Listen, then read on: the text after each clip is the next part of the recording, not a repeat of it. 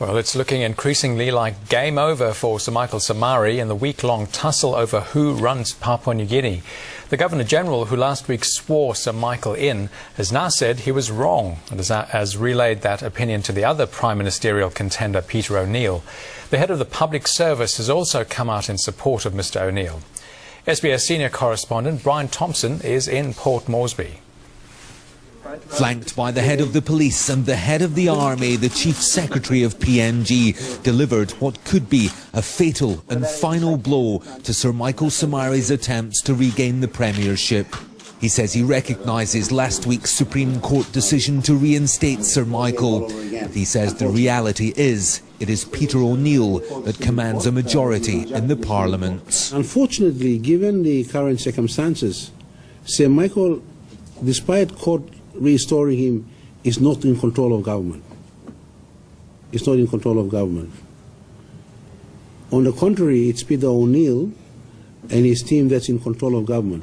Mr Zurnok says he has instructed the heads of all departments to work only with the O'Neill government ministers. Today's announcement by the head of the Public Service is the latest in a series of setbacks for Sir Michael.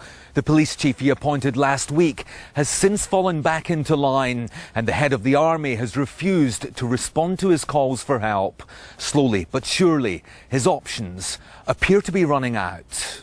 The army chief confirming that he will only respond to calls for assistance from the chief of police. We have a contingency in place, and we're still working on how best, in the event that there is a law and order situation and the police commissioner decides to call out, have a call out for the PNGDF.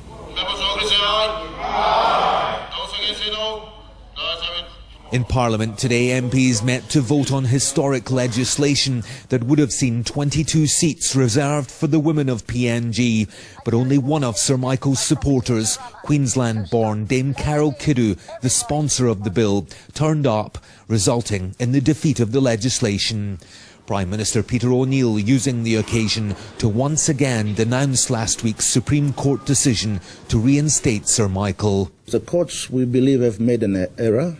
That they have no powers to direct an installation and order an installation of a prime minister or of a government.